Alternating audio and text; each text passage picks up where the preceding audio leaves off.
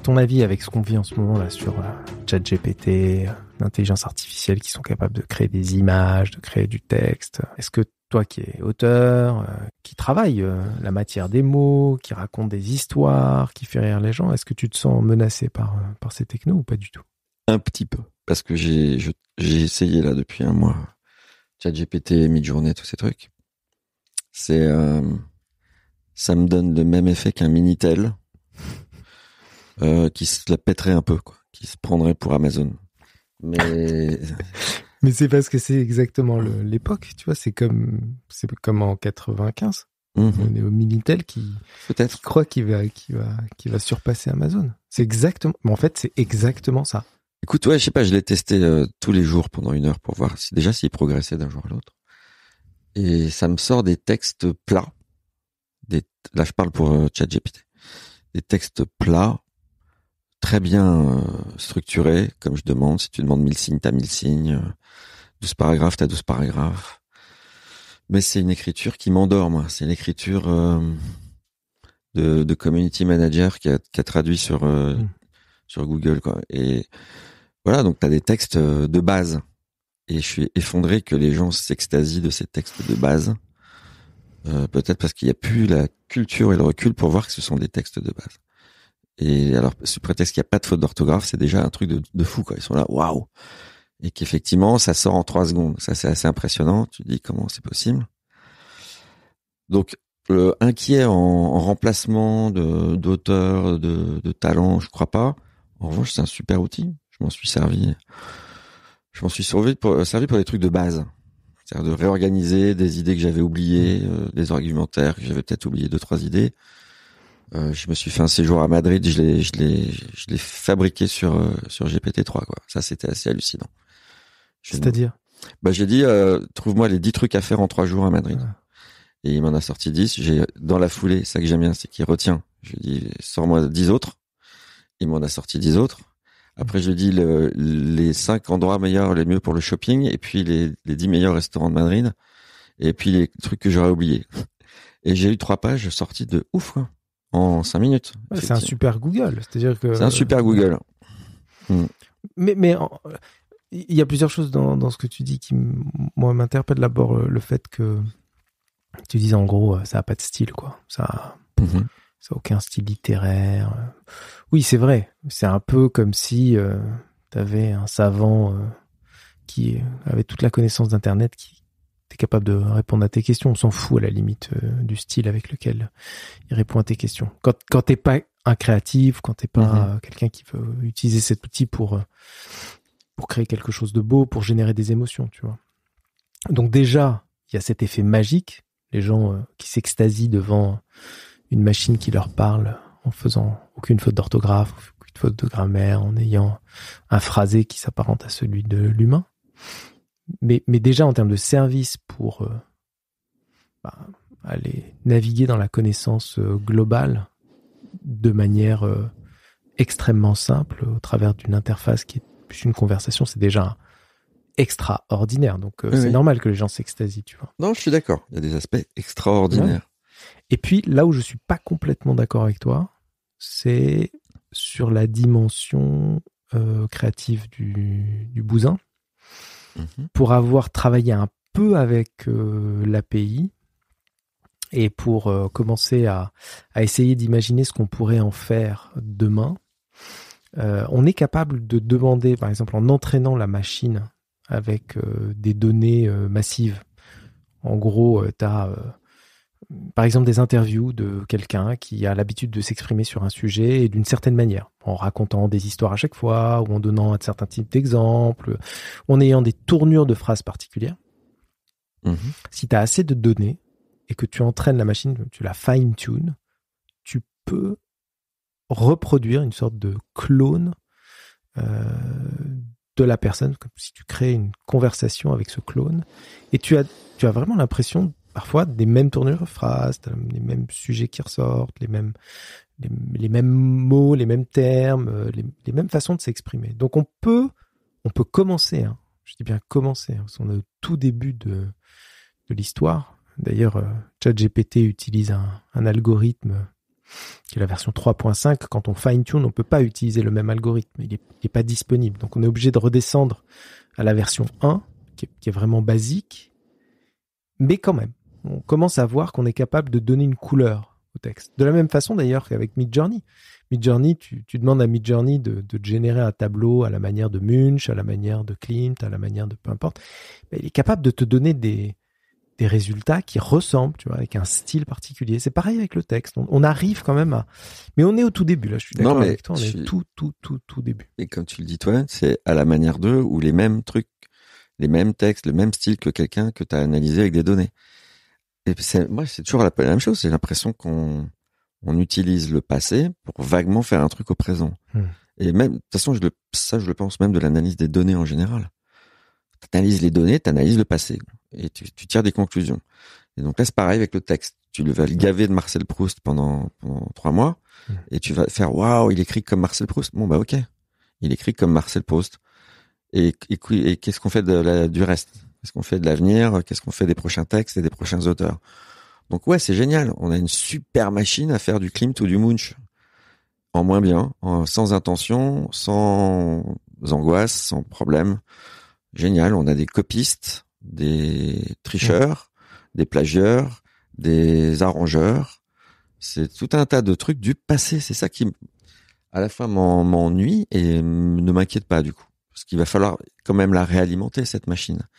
On peut pas se dire que la vie est terminée, que maintenant on va utiliser tout le savoir du passé, le mettre dans les machines et se faire des copier-coller mieux ficelés en 3 secondes. Il va bien falloir réalimenter avec de la pensée et de l'écriture et du style. Moi, je suis pas inquiet qu'un type écrive comme moi, s'il arrive à trouver un style. Et alors, on fait quoi de ça? Et c'est pour quoi faire? Et c'est moi qui vais rentrer un truc dans le chat GPT-3 en lui disant écris comme moi. Ça me fera des vacances. Ouais, pourquoi pas. Mais alors, du coup, je vais perdre du temps à donner les instructions, à lire, à corriger, à trouver ça. J'en sais rien. Peut-être que dans 10 ans. Mais je sais pas. Je crois qu'on sera éternellement -1. Tu vois, il manquera le truc. Comme la différence entre un énorme peintre fantastique qui innove et invente quelque chose et une armée de copistes, une armée de à peu près, quoi. Une armée d'étudiants, une armée de je ne sais quoi. Mais tu penses pas que la création, l'art, a toujours procédé de la même manière, c'est-à-dire en copiant, en mixant Oui, mais le choix des intentions, le choix des copies et le choix du mix, ça nécessite une volonté humaine, ça nécessite une intention, un drame, une angoisse de mort. C'est toujours le cas aujourd'hui, c'est-à-dire que quand tu promptes ton IA, tu induis une intention. La seule chose que tu fais, c'est que tu utilises l'IA comme une sorte d'énorme boîte à outils avec toutes les couleurs, toutes les formes de peinture, tous les styles de musique qui sont à ta disposition parce que c'est un super outil. Mais ton intention est toujours là en tant que créateur humain. Oui, mais t'as pas le geste. Donc, en fait, tu élimines de l'art le savoir-faire. Tu limites à l'art l'imaginaire. C'est comme un rêve. Non, mais tu le déplaces au codeur. N'importe qui peut faire un rêve. Il suffit de boire 2 litres de vodka et tu dis, oh, j'imagine trop, il y a un truc avec un chat et une casquette qui serait sur une mobilette à la façon Van Gogh. Et mec, ça te sort un truc de ouf et il se dit, ouais, je suis un artiste. Ah non. T'as un mec qui a déliré et qui a un super outil qui va reproduire du Van Gogh, qui lui est un super artiste.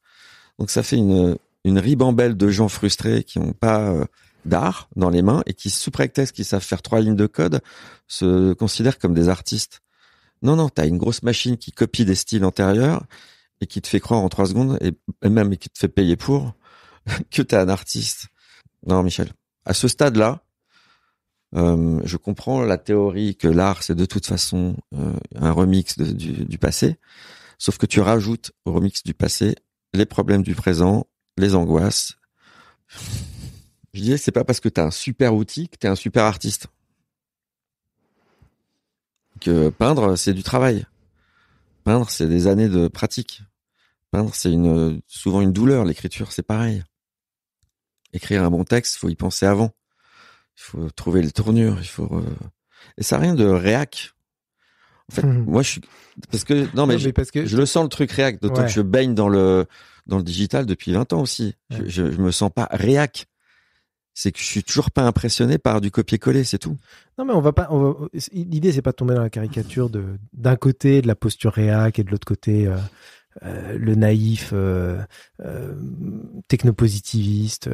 Bien sûr, on est d'accord que un mec derrière son ordinateur complètement bourré qui balance un prompt et qui arrive à sortir une image, c'est pas l'équivalent de Munch ou de Van Gogh, tu vois. Mais ce que j'essaie de creuser quand même comme idée, c'est que si on prend un autre parallèle, tu vois, il y a des artistes aujourd'hui qui utilisent des outils digitaux pour dessiner, par exemple. T'es d'accord avec moi que c'est beaucoup plus simple pour eux que pour un peintre qui utilise de la peinture à l'huile et des techniques qui étaient celles qu'utilisait par exemple Van Gogh, de peindre un tableau que de le faire à partir d'un canevas, d'une toile et de repartir par toutes les étapes, tu vois. Donc si je pousse un tout petit peu le curseur et que je nous amène à l'IA aujourd'hui, est-ce qu'on n'est pas dans le même parallèle, tu vois ce que je veux dire? C'est ça que j'essaie L'intention est toujours là, c'est-à-dire qu'il y a toujours cette intention d'un dialogue avec l'outil pour arriver à une œuvre. Aujourd'hui, il s'avère que l'outil te permet d'aller beaucoup plus loin. Cette IA te permet très vite d'avoir des choses qui sont concrètes et qui apparaissent. Pour autant, c'est pas le premier jet qui va faire l'œuvre. Peut-être que le travail autour du prompt, c'est-à-dire cette phrase, cette fameuse requête qu'on donne à l'IA, ces allers-retours qu'on fait avec l'IA, ces modifications qu'on fait en dialoguant avec l'IA, eh bien, c'est proprement ce travail de l'artiste de la nouvelle génération qui, me semble-t-il, est intéressant à creuser. Je dis pas que, voilà,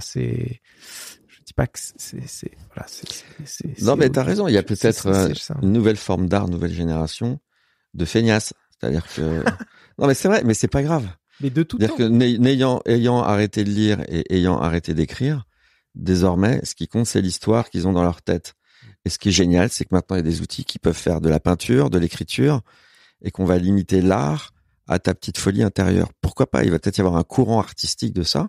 J'en doute pas, de gens qui se considèrent artistes, de faire les meilleures photos sur Midjourney avec les meilleures requêtes en ayant mis, c'est du 4/3, inspiré Pixar, gros plan, hyper photoréaliste. Ils mettent 3 kilomètres de consignes avec des petits hashtags et ils sortent, ils croient qu'ils sont Van Gogh. Ils te mettent un NFT par-dessus, ils te le vendent 12 millions et ça y est, Et voilà, moi ça me fait marrer, c'est tout. Mais parce que j'ai une vision de l'art très perso qui est un tout petit peu de souffrance, beaucoup de travail, de la technique. Quand on enlève de la technique à l'art, il reste pour moi un vieux délire de mec bourré, quoi. Mais je sais quand je le dis qu'il y a quelque chose de ancien monde, et à la fois ça m'ennuie pas du tout, parce que je suis assez persuadé que l'art, vraiment la création, c'est une forme il faut une intention humaine. Une intention, c'est-à-dire tout un passé, tout un futur, tout un drame que tu as vécu le matin, tout ça. Et que la machine, elle va se rapprocher de ça. Elle pourra à terme simuler la tristesse. Ouais. Vas-y, et on va encore te simuler de la tristesse. On va te mettre des datas et des datas et des datas de tristesse. Mais à la fin, il manquera l'intention. Sur la question de la simulation de la tristesse ou des émotions en général. C'est un sujet sur lequel je me suis un peu posé dans Trainspotting, j'en ai fait même un épisode. Et je me suis posé une question en l'écrivant, cet épisode. Je me suis dit, finalement, c'est quoi vraiment une émotion, au-delà du fait que on ressent ses propres émotions, donc on peut décrire ses propres émotions, mais les émotions que tu ressens toi, moi j'en ai aucune connaissance, d'accord?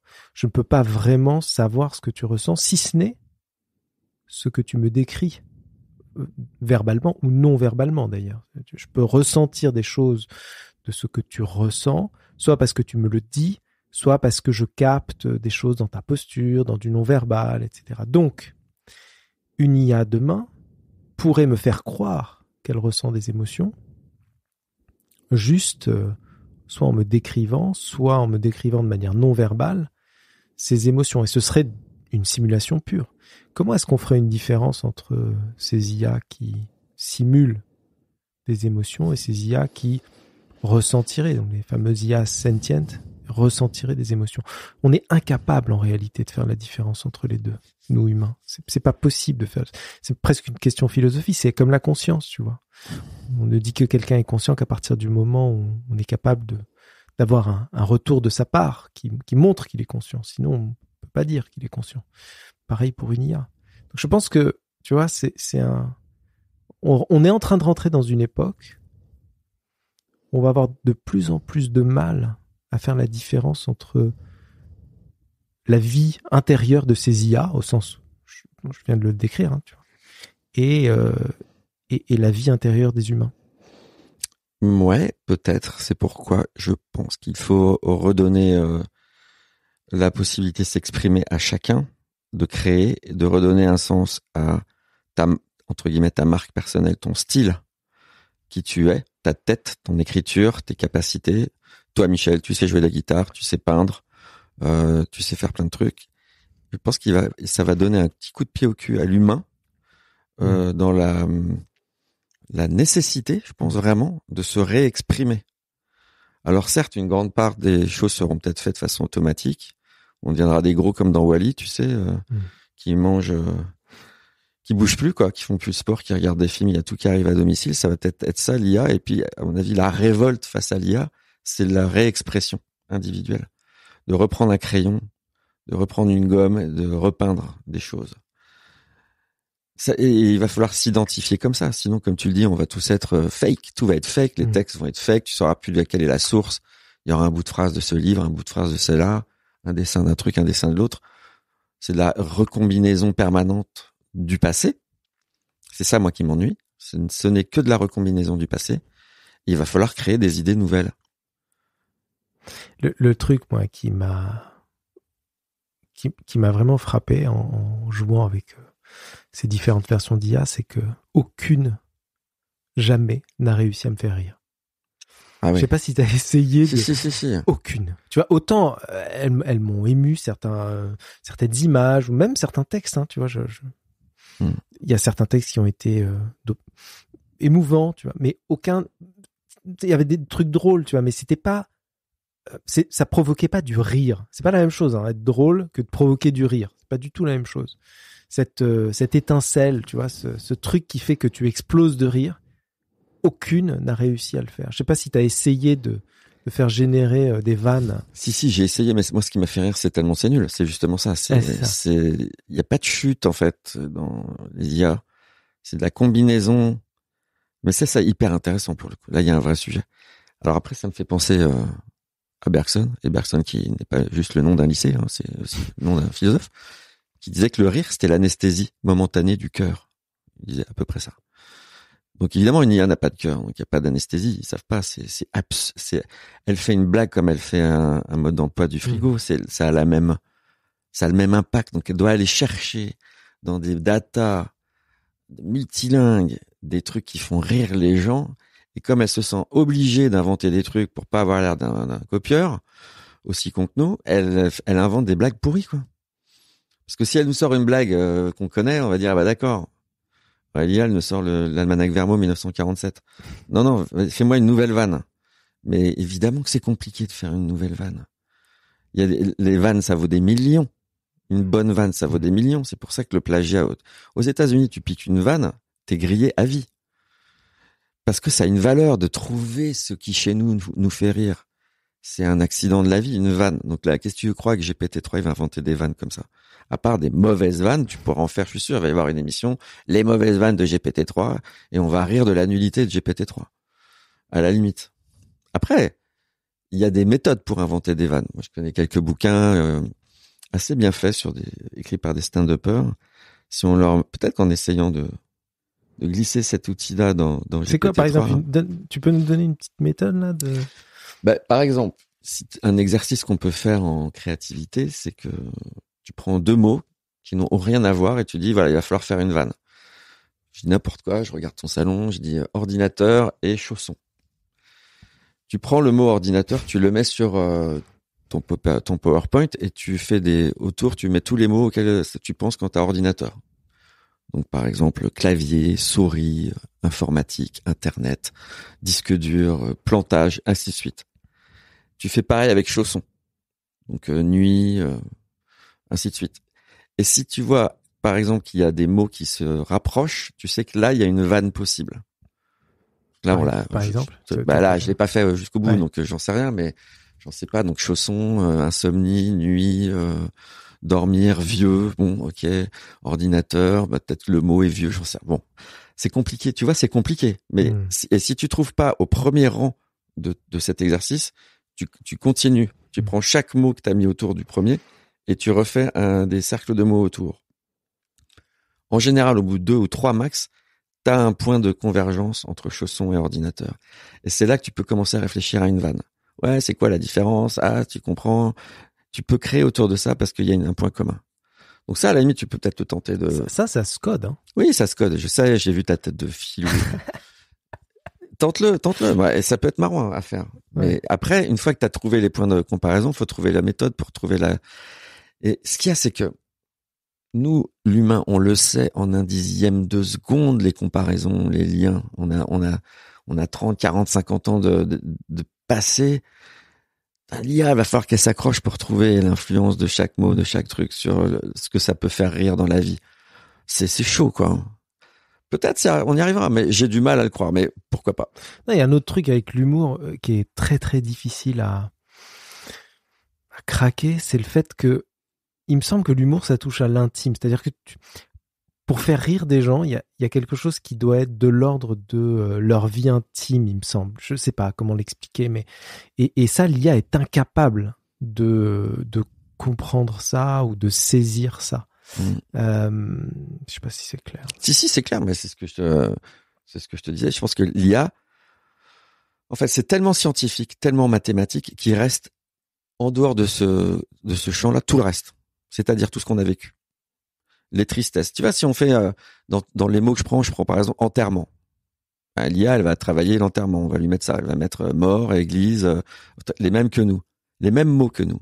Sauf que toi, quand je te parle d'enterrement, t'en as 15 en tête. T'as les parfums, t'as les douleurs, t'as les cris des gens. Tu sais à quel âge t'avais. Tout ça, ça a déjà un univers de vie que l'IA n'a pas.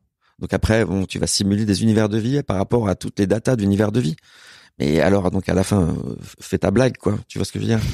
C'est tellement, pour moi, la création, elle est tellement liée à bon, alors moi, c'est mon problème, mais à la mort. C'est-à-dire qu'il y a une forme d'urgence à dire, à penser des choses différentes, à se réinventer chaque matin. Il y a un besoin dont l'IA n'a absolument pas conscience. Oui, il n'y a pas cette poussée. Il n'y a pas de poussée de rien.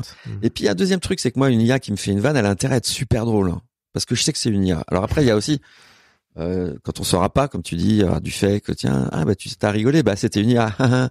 D'accord. Bon, tu vois. Mais a priori, là, maintenant, là, quand je regarde les textes de GPT-3, je suis hyper difficile, hein. Parce que il y a quelque chose inconsciemment qui se dit, vas-y, je t'attends, ma poule. Écris-moi un truc, là. C'est quoi ta vanne? C'est chaud. De plus en plus difficile.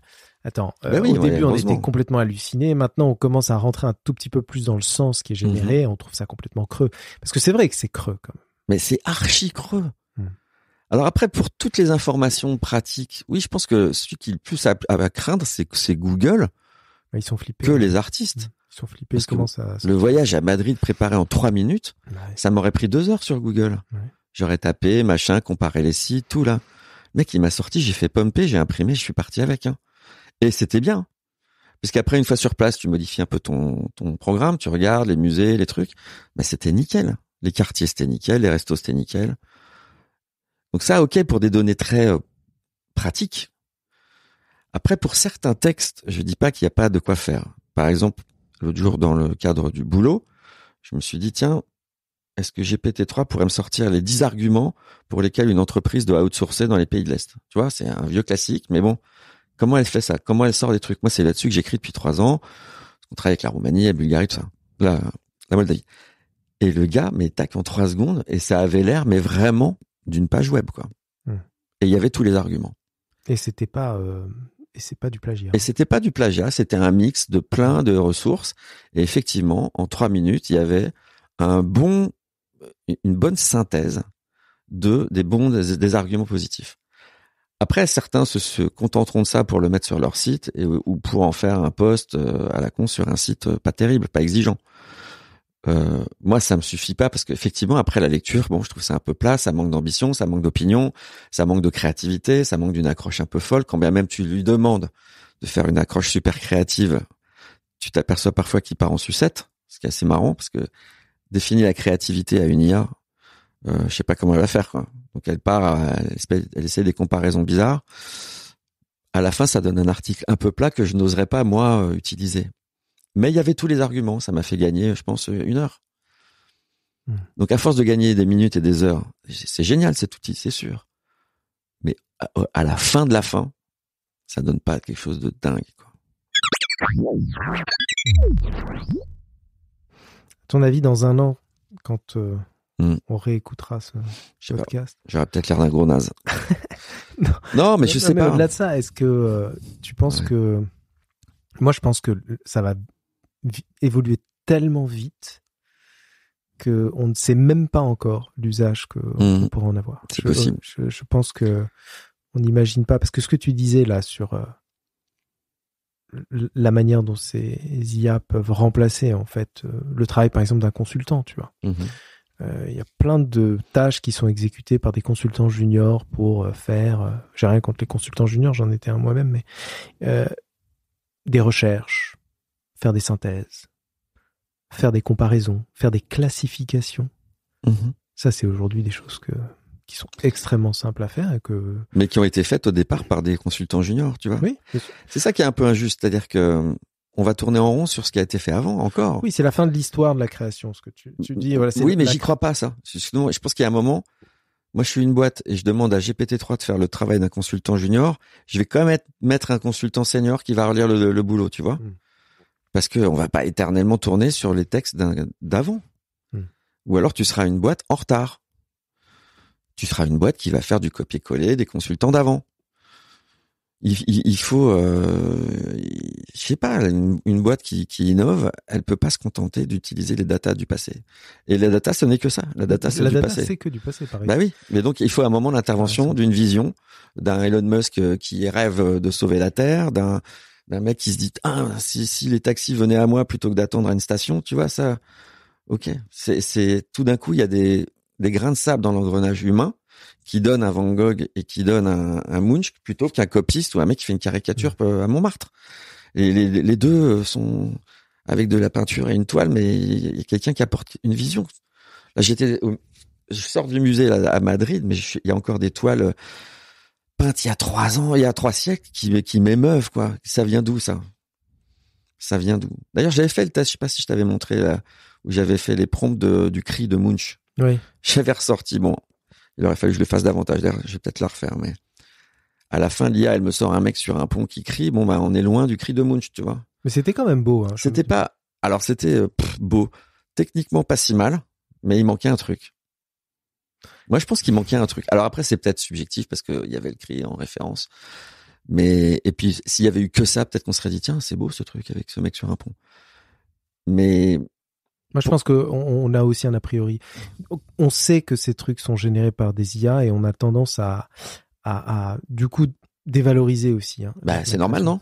Parce que moi, il y a des images qui ont été créées, par exemple, par Midjourney, récemment, la toute dernière version. Magnifique. Magnifique. Ah oui, vraiment je suis d'accord. magnifique. Je suis d'accord. Très honnêtement, je te montrerai et je me mettrai même des liens. Il y a des choses qui sont complètement dingue de mélange subtil d'émotions. Je me rappelle d'un prompt où je demandais à l'IA de me dessiner ce que pourrait être le visage d'une intelligence artificielle qui ressent une émotion. Voilà. Et ça m'a dessiné un visage très opalescent, un peu cassé, tu vois, avec une peau brisée. C'est des couleurs extrêmement claires, un peu high-key. Je mettrai l'image. Je trouvais ça magnifique. Franchement, je trouvais ça magnifique. Ouais, mais là, tu as raison. Et ça va mettre des pans entiers. Mais c'est, en fait, ce que j'imagine dans 1 an, c'est qu'il y a pas mal de métiers qui vont devoir se réinventer et des gens qui vont devoir hausser leur niveau de jeu. Ouais. Mais comme il y a eu avec les photographes, quand l'iPhone est arrivé, voilà, c'est que ça a éliminé 90% des photographes qui étaient pas vraiment bons photographes. Il reste des photographes professionnels qui vivent très bien. Et ce sont les meilleurs. Et en design, moi, je vois effectivement, on commence à voir sur LinkedIn et ailleurs des gens qui postent des articles et puis qui vont faire l'illustration sur Midjourney. Bon, bah là, tu passes à travers les banques d'images, tu passes à travers les graphistes. Le résultat est excellent, en tout cas suffisant pour un post de LinkedIn ou d'ailleurs. Donc, il y a un marché là qui fait que les graphistes vont devoir élever le niveau de jeu. Mais je pense on va en avoir encore. Pareil dans le dessin animé, pour connaître un petit peu cet univers. Avant qu'on te sorte un long métrage d'1h30 que les gens vont voir sur Netflix ou en salle, il va y avoir du temps quand même. Parce que c'est 1000 personnes qui travaillent sur un truc pareil. C'est des heures de réflexion, c'est du scénario, c'est du plan par plan, c'est du décor, c'est de la texture et tout. Alors après, tu peux faire un grand mélange avec de l'IA en disant fais-moi ci, fais-moi ça et tout ça. Là, il va y avoir du monde, il va y avoir du temps, je pense. Alors, je dis pas que c'est pas impossible, hein, peut-être dans 10 ans. Ça, je trouve assez génial en fait que en conclusion de cette rapide discussion, on se rend compte que c'est une super nouvelle pour l'humain parce que ça va nous challenger. Ça va nous pousser dans nos retranchements, ça va nous amener à nous dépasser, ça va amener à évacuer ce qui était, comme tu dis, hein, les mauvais copistes, les amateurs. On est dans l'ère des amateurs. Internet a été... C'est pour ça que tout le monde se réjouit, parce que c'est 95% d'amateurs qui disent « Waouh, je peux arrêter de bosser, quoi ». En fait, c'est ça, c'est que l'IA est en train de remplacer ce qu'on a appelé le crowd, quoi. Tous ces amateurs qui ont créé du contenu bidon, hein, et on l'a exploité. Moi, en faisant Rue 89, on avait cette ambition, tu vois, de récupérer pas des contenus bidons, mais de faire appel à la foule pour créer du contenu et valoriser ce contenu. Aujourd'hui, on est sorti de cette ère-là. Et brutalement avec l'IA. C'est-à-dire qu'on est sorti de l'ère de l'amateur. On a remplacé l'amateur par l'intelligence artificielle, ce qui est une bonne nouvelle pour l'expert, ce qui est une bonne nouvelle pour le vrai créateur, parce que lui va sortir du lot en attendant que l'IA soit encore de plus en plus performante. Mais ça nous challenge, et ça, je trouve que, en fait, c'est une très bonne nouvelle pour l'humanité. Pas pour pas pour toute l'humanité, mais en tout cas pour l'idée qu'on se fait de l'humanité, une humanité de plus en plus intelligente, une humanité de plus en plus créative, une humanité de plus en plus portée vers le progrès. Tu vois, le progrès au sens du beau, de l'utile. Oh là, le progrès. Ça, c'est une prochaine émission, Michel. Ouais, tu me fais la conclusion, là. C'est bien.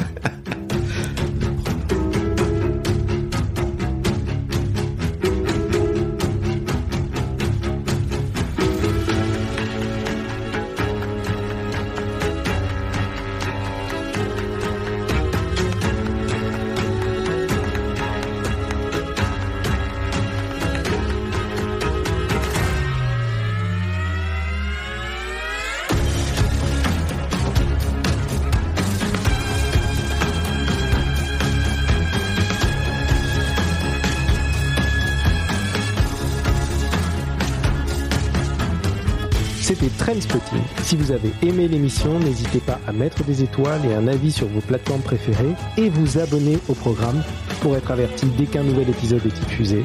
N'hésitez pas à partager l'épisode sur vos réseaux sociaux et surtout à réagir, commenter ou me contacter en ligne.